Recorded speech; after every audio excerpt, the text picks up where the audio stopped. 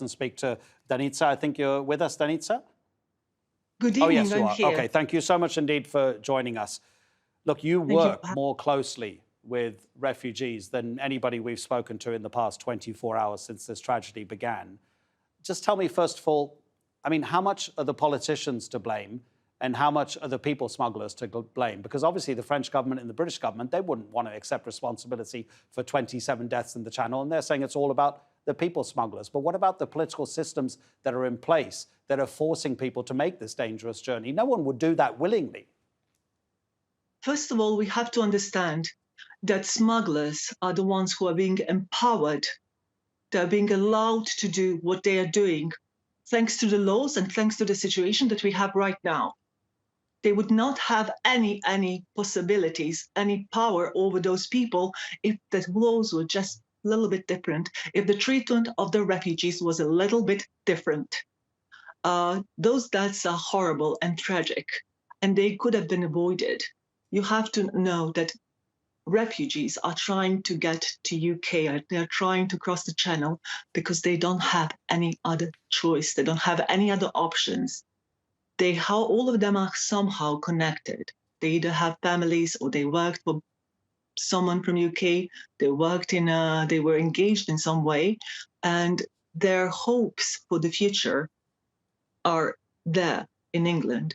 We all know the UK is not a paradise on earth. Nobody's going there to get rich. Nobody's going there to profit from it. They're running for their lives. They're trying to save themselves. This tragedy could have been avoided if there would be some kind of agency, something that could be installed on French territory in Calais that could consider and overlook the claims for asylum of these people. All of those things could be avoided if they would be taken into consideration. We don't, I mean, it's really difficult to talk about which politics would be the best or the worst. But as we have seen, the things that we have now, they are not working. They are not stopping anyone from coming. They are not humane. They are not ethical.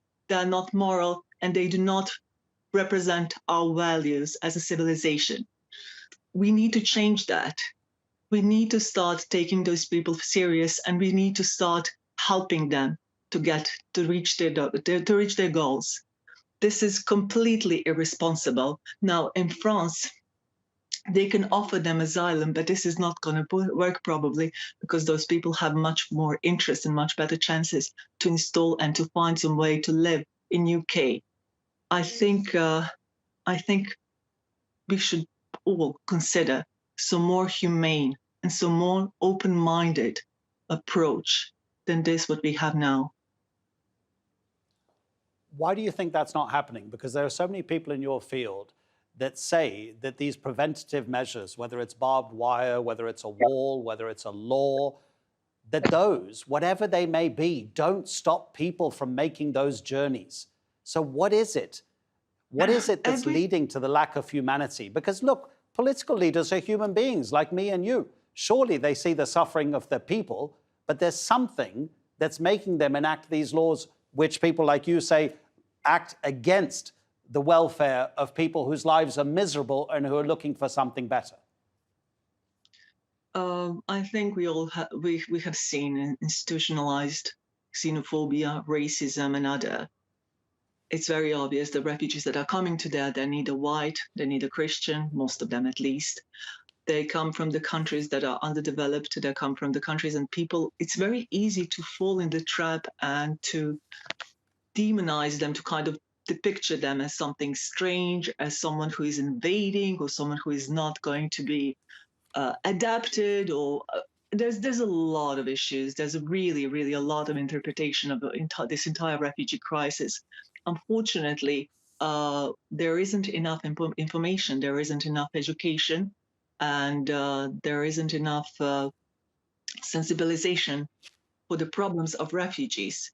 So basically, it's really difficult to change those things. It's really difficult to fight xenophobia. It's really difficult to fight racism. It's been institutionalized. And on the other hand, you have something that is called disaster capitalism. So we can find them in smugglers, but we can also find them in many other opportunities that use this situation to profit for their own gain, from their own promotion, from their own profit. Things are very clear. Those people are in danger, they need help.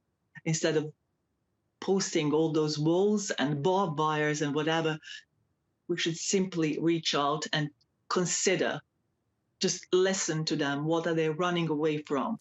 What do they want? What would be the best way to help them? I'm sure they will tell you better than I would. But this is, I really can't understand. I have been a refugee myself when I was 16, and I have lived through this hell as well. And I can't see any change. I can see things are getting a bit different, but they're not getting better.